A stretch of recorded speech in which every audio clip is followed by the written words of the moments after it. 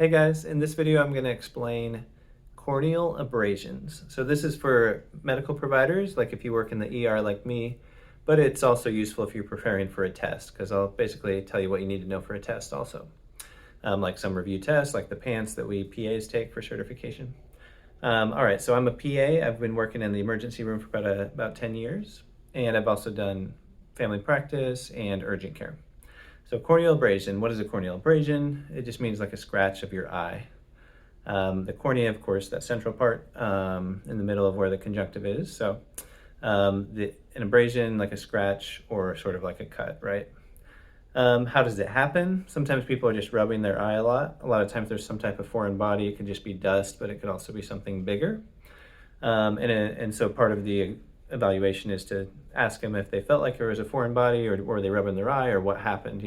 Sometimes people are like, yeah, I was grinding metal and something flew in my eye. So then there's something to look for.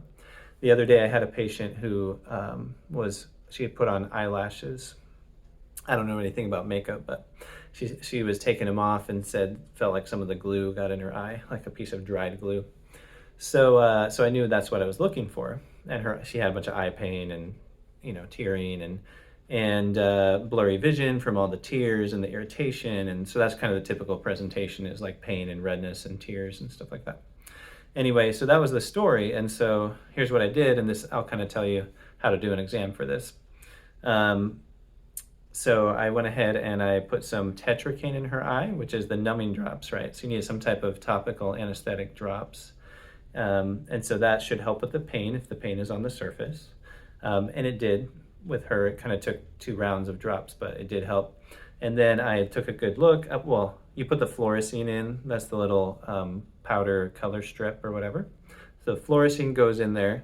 And then you take your ultraviolet light. And that's either on your Woods lamp, which is smaller, handheld device, or your slit lamp, which is the bigger thing on wheels. And either way, they're going to have that setting. And then you can see where the fluorescein collects on the surface of the eye. So in her case, there was a lot of fluorescein collection, not over the cornea necessarily, but on the conjunctiva just next to it, kind of on the inferomedial aspect of her left eye. So I looked around, I didn't see any foreign body. And then what I did is, but I did see fluorescein uptake. So I knew there was kind of an abrasion of the conjunctiva, not specifically the cornea, but it still causes a lot of pain.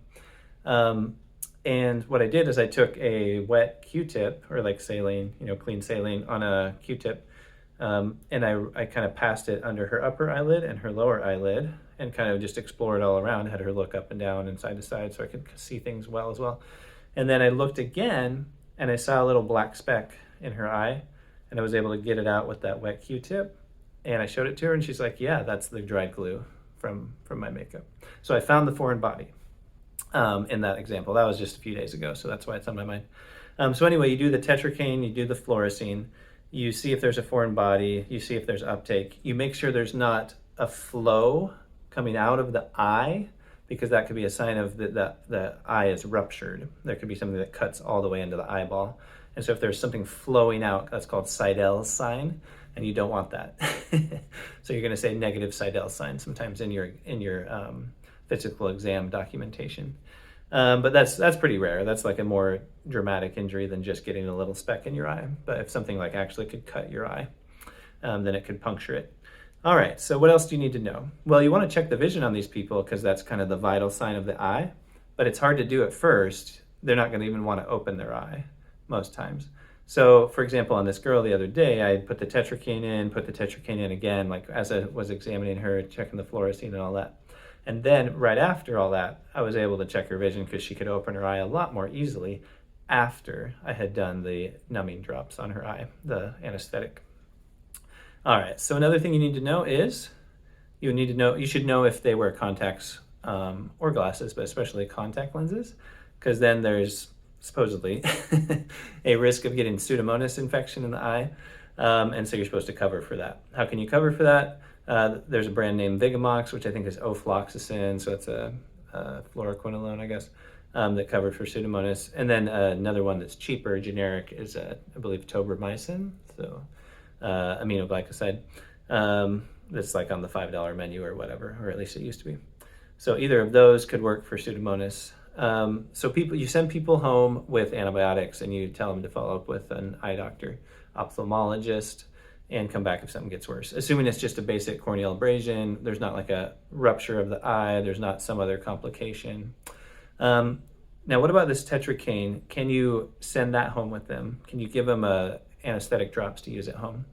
Well, the traditional practice, the standard of care is always to say, no, you can't go home with that, because in some study 50 years ago, when people used a whole bunch, or on some, it was probably on animals actually, there was some like scarring in the eye after using a whole bunch for a long time. So then we don't send them home with that. So, but if I had a corneal abrasion, would I put that in my eye? Absolutely. I would have that at home and use it every so often. I would just be careful not to overdo it, maybe for like 2 days or something while I was going through the worst part of the pain. Anyway, so that's just a little bit of trivia and something you need to know also.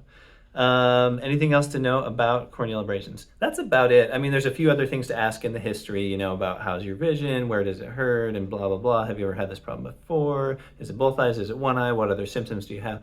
So, I mean, you're going to get more information, but those are kind of the key points that you need to know about corneal abrasion. So you kind of know from the history, you diagnose it, you make sure their vision's okay, and then you send them home on topical antibiotics. The other one I didn't mention is erythromycin ointment. We use that a lot, and that's especially good for the nighttime because it'll kind of pool in their corneal abrasion, but it also makes their vision blurry, so they might not want to use it during the day.